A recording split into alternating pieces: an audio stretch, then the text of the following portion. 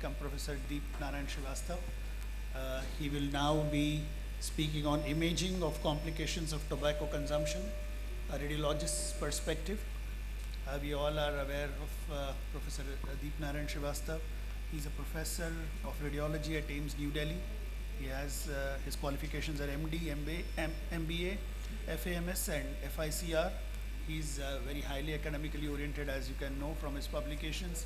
He has 25 book chapters and 140 journal articles with special interest in musculoskeletal, abdominal imaging and interventional radiology, with large number of awards and honors, including the N.G. Gadekar Oration, and also had a fellowship at Oregon in the US, and also the Achinta Lakshmipati Oration of NAMS. As you also know that he is the Secretary of the National Academy of Medical Sciences, and great effort from his side also to have this kind of show we are having here. Thank you very much, Professor Deep Narayan Srivastav. Good afternoon, ladies and gentlemen. Any further When I questions? saw this program, I requested Dr. Nagarkar that there should be some radiology topic as well. For the first time, I am speaking on a non-radiology subject. But several good things are going on, and we are learning the efforts of the government and other things. Recently, last week, there was a program in radiotherapy department by Dr. G.K. Rath, and that is Pain Clinic Day. And patients and doctors, they both celebrate that day. They decided to cut cake, and somebody brought some candles, and we were searching for matchsticks, matchbox, and there was no matchbox in the gathering. So good things are going on there, like airport. Yeah. But on the other side, yeah, lighter. There was no lighter or matchbox or anything. On the other side, I'm both diagnostic and intervention radiologist, and I do angio and other interventions. And usually, alcohol-related complications, pancreatic pseudoaneurysms are very common. And after treatment of 2 hours or 3 hours effort, we usually visit wards and see the status of the patient. We always find that whenever patient is fine, he is not on the bed, and he is going nearby shops, bringing alcohol and again taking. So things will go on, we go on doing all these things, but definitely it is going to be useful. So coming to the topic, imaging of complications of tobacco consumption, my perspective, I would like to say, as a radiologist, my role is not only for the diagnosis, but for the management, for the staging in already diagnosed case. So let's see few examples. This is a list of common diseases which I have grouped, which are caused by smoking as a complication. So we can broadly group them as related to lung diseases, the commonest being the carcinoma lung, pulmonary embolism, chronic obstructive pulmonary diseases, and bronchiectasis. Strokes, we all know, heart diseases, coronary artery diseases, and as a diagnostic radiologist to rule out other causes of the coronary artery diseases like aortic dissection and pulmonary embolism, which is known as triple rule out disease.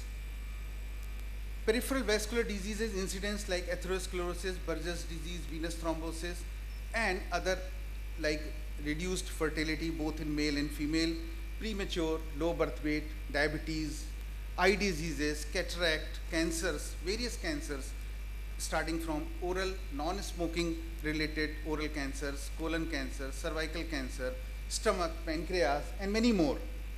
So I will be dealing some of the important common diseases and our role. So coming first to lung diseases, as I said, in case of bronchogenic carcinoma, if it is already diagnosed, can you please deal with this slide?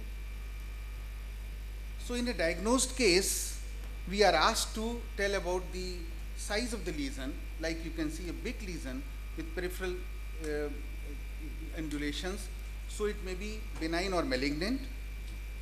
Also,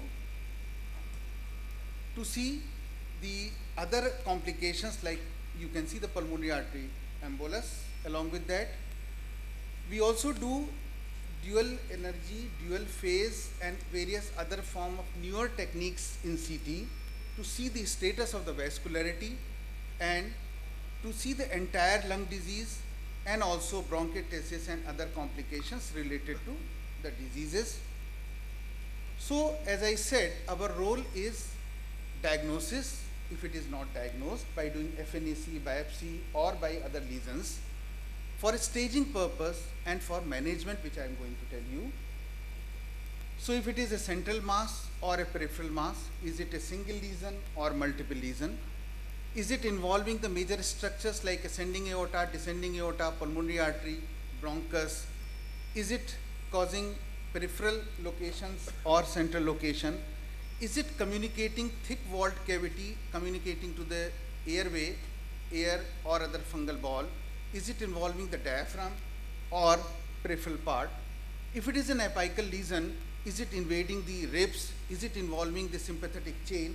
The famous name Pancoast tumor, that is pulmonary apex tumor involving brachiocephalic vein, subclavian artery, various nerves, or as presenting as Horner syndrome. So these things we can stage on different imaging techniques. Is it involving the anterior chest wall or the chest wall? Is it involving the main bronchus or side bronchus? Is it involving the diaphragm as well? Is it responsible for phrenic nerve involvement? Is it associated with adrenal metastasis? So we do CT up to adrenal to make the staging of the disease.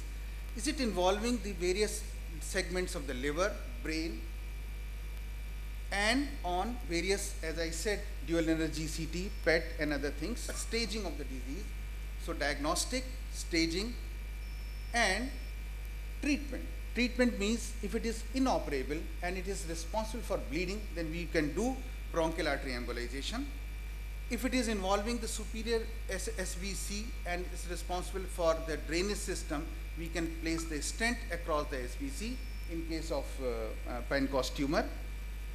If it is inoperable or radiotherapy or some of chemotherapy has been given but is still bleeding, so blood is not available in many hospitals like in the shelf, and in those cases we can do bronchial artery embolization. I will not go into detail of this technique.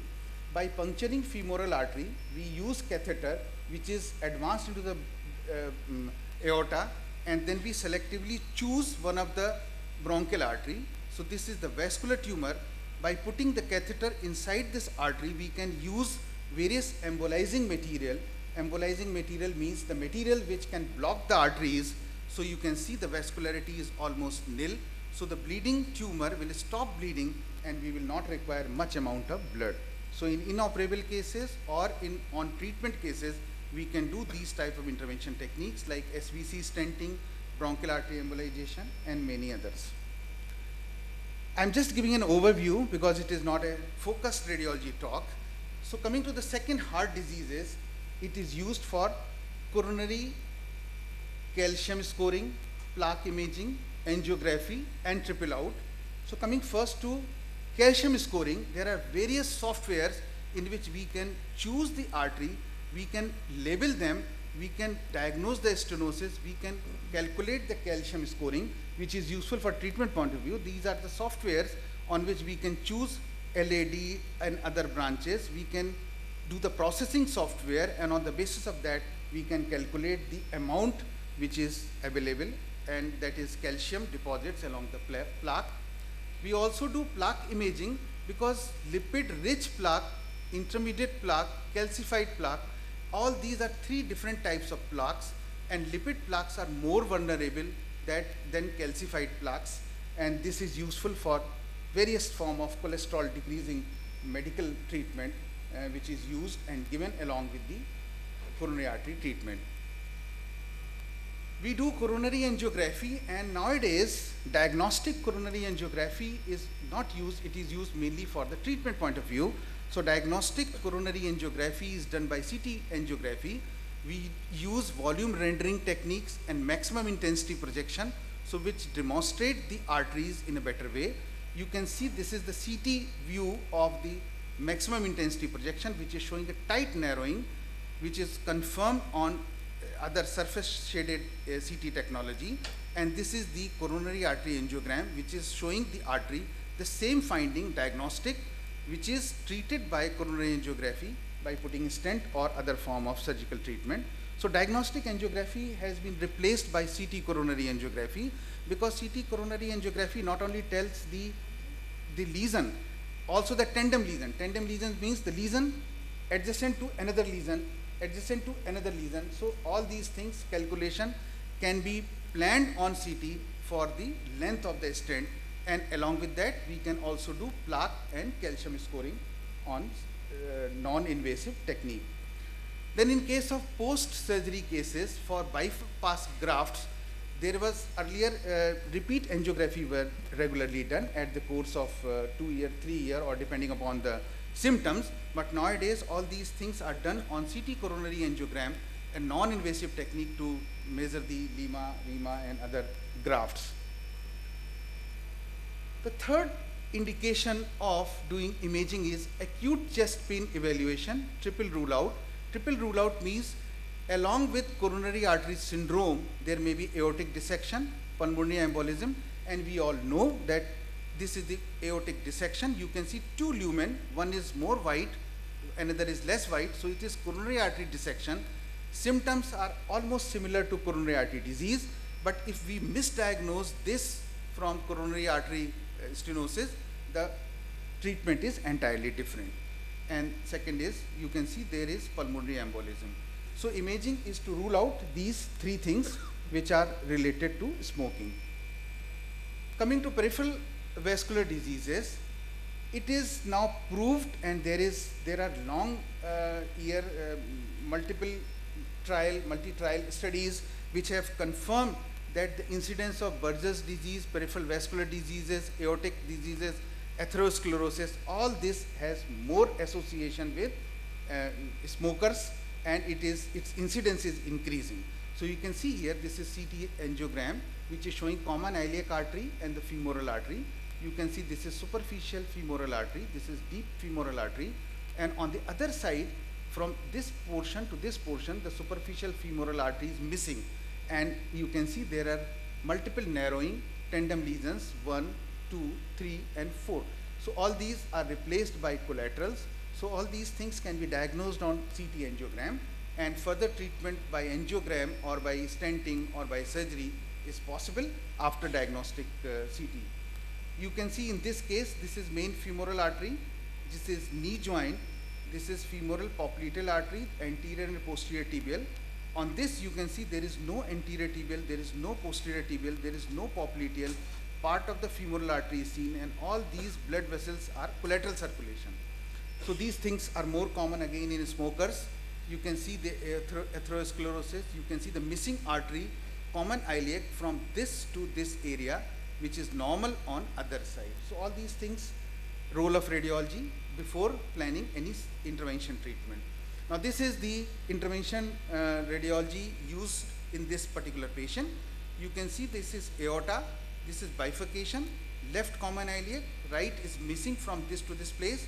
So with angiography, we have placed a stent across from this portion to this portion without surgery.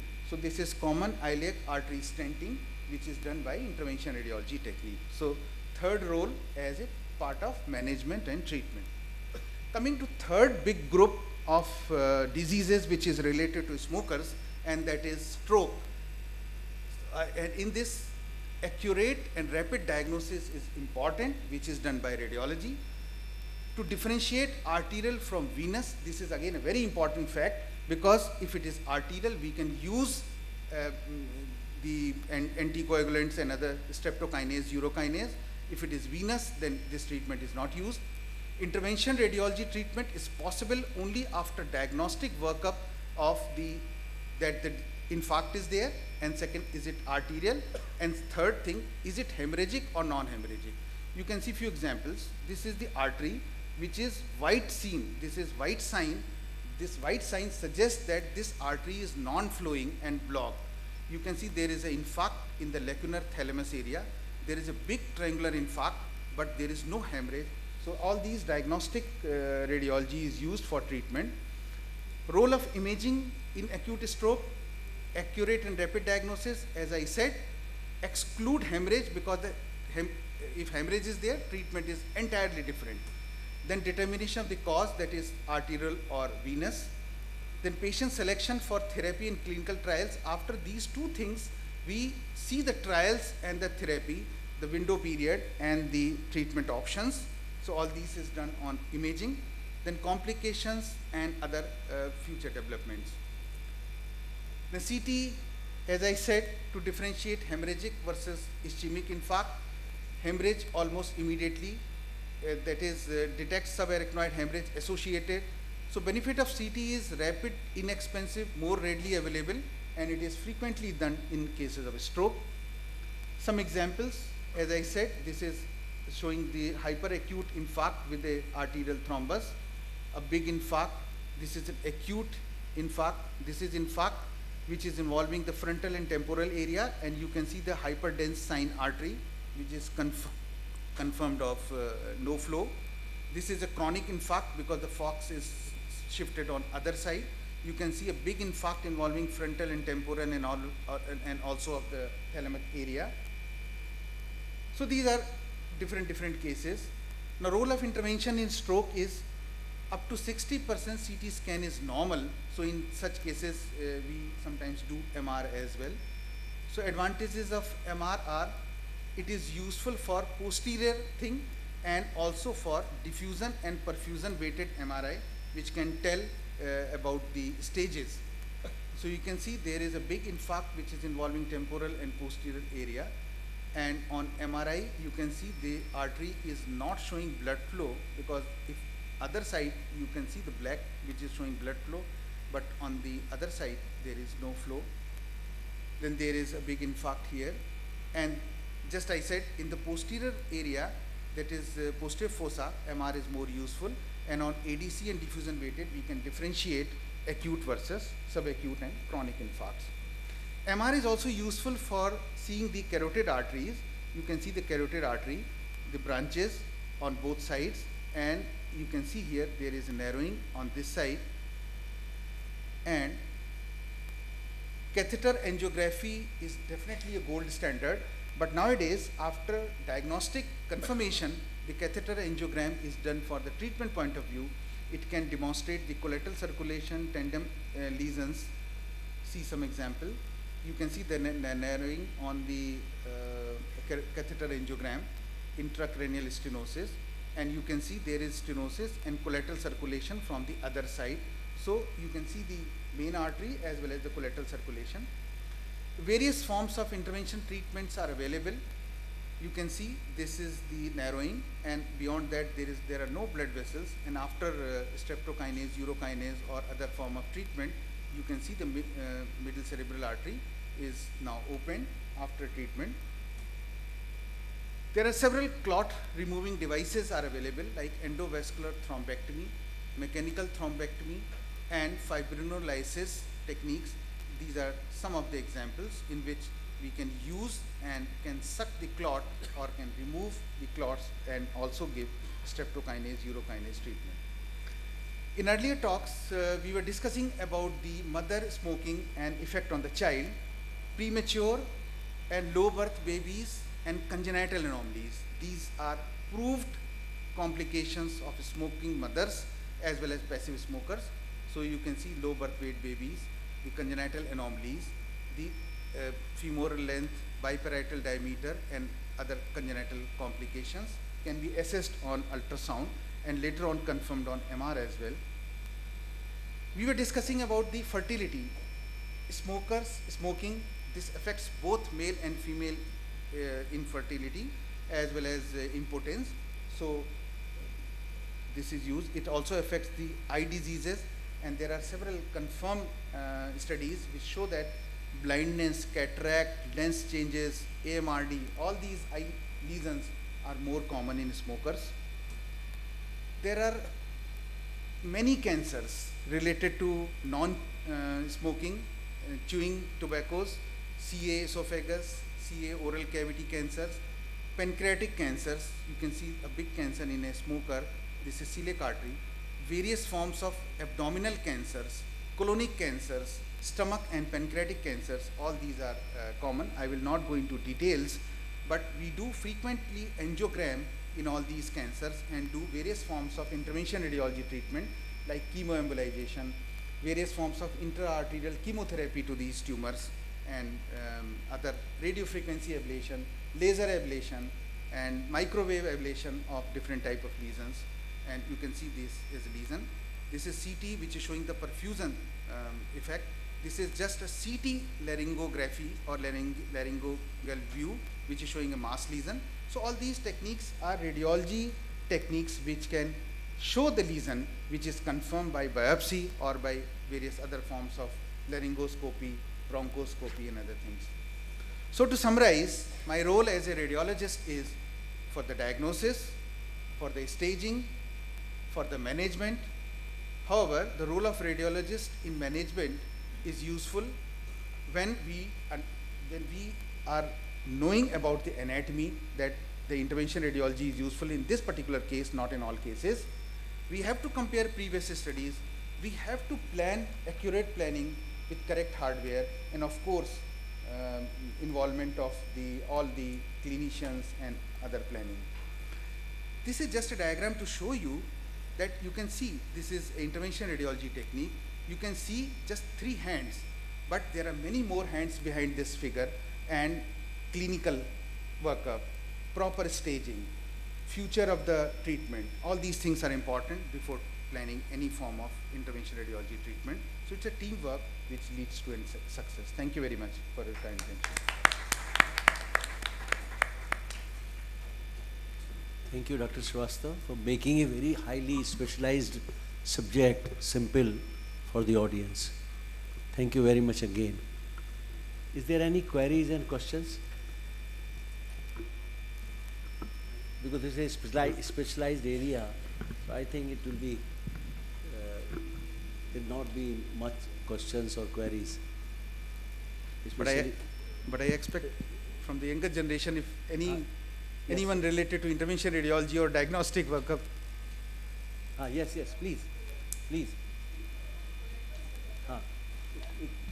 we know that the recovery of any necrosed part or any part that is blood supply is reduced in intervention treatment, we develop collaterals. But for a consumer of tobacco or its product, vasoconstriction will be there and recovery can be reduced. It can be said that the rate of recovery in tobacco consumers will be less because of non-development of collaterals in necrosis cases.